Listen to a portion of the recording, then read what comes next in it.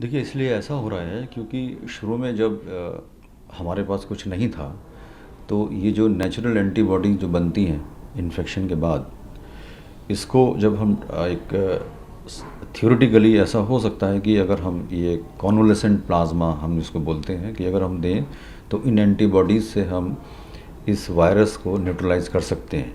लेकिन प्रैक्टिकली जब देखा गया, अब तो कई सारी स्टडी इस तरह की हैं कि देने के बाद पेशेंट की जो रिकवरी रेट उसमें कोई फ़र्क नहीं पड़ा, हॉस्पिटल स्टे में कोई फ़र्क नहीं पड़ा, डेथ रेट में कोई फ़र्क नहीं पड़ा।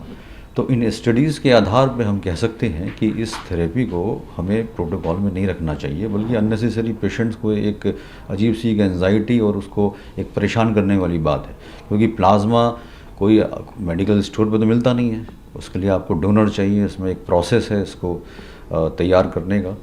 तो इसीलिए प्लाज्मा को हमें एनकरेज नहीं करना चाहिए। ये बेसिकली एक फंगल इन्फेक्शन है, म्यूकोरमाइकोसिस, और ये उन लोगों को अफेक्ट करता है जिनकी इम्यूनिटी बहुत कम होती है। और ये सिर्फ कोविड के केस में नहीं होती है, बहुत सारे पेशेंट्स होते हैं जैसे कैंसर के पेशेंट्स हैं या जिनको कीमोथेरेपी चलती है, जहाँ इम्यूनिटी एकदम से डाउन होती है, तो उनके केसेस में भी ये केसेस आते हैं। कोविड के केस में इसलिए ऐसा हो रहा है क्योंकि इसमें स्टेरॉइड का बहुत जब देर तक और बहुत हाई डोज में इसका इस्तेमाल होता है, स्पेशली उन लोगों में जो डायबिटीज़ होती है। एक तो डायबिटीज़ हो गई, उससे इम्यूनिटी कम होती है, स्टेरॉइड से इम्यूनिटी कम होती है। तो ये दोनों परिस्थितियां ऐसी हैं कि उस पेशेंट को इस इन्फेक्शन के लिए काफ़ी प्रोन बना देती हैं। देखिए, बच्चों में पहले फेज़ की कंपैरिजन में इस बार इन्वॉल्वमेंट ज़्यादा है, बच्चों को ज़्यादा इफ़ेक्ट कर रहा है। क्यों? क्योंकि ये स्ट्रेन अलग है, हर स्ट्रेन का एक अलग पैटर्न होता है। और बच्चे यहाँ भी हम लोग देख रहे हैं, बच्चों में डिजीज़ हो रही है लेकिन वो इतनी सीवियर नहीं है जितनी यंग और ओल्ड एज में है। लेकिन ये आगे जाके भी इसका फॉर्म माइल्ड ही रहेगा, ये कहना बड़ा मुश्किल है। समाधान वही है जो बड़ों में हम समाधान लेते हैं, वो जो तीन हम जो कोविड एप्रोप्रिएट बिहेवियर है कि सोशल डिस्टेंसिंग, हैंड वॉशिंग और मास्क का प्रयोग, बचाव सिर्फ यही है।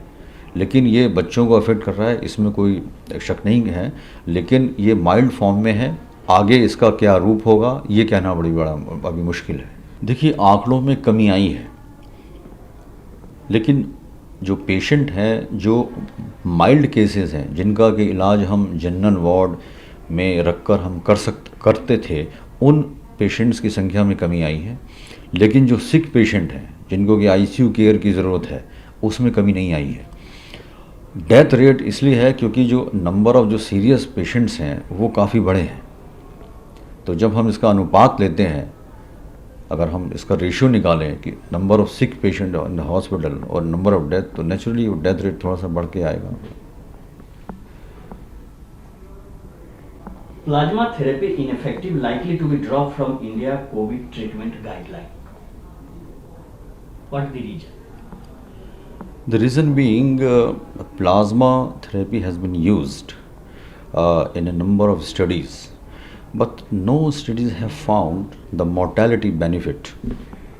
The duration of the stay is not affected by its use, and based on the results of these studies, we can say that it is not the very useful in the COVID treatment.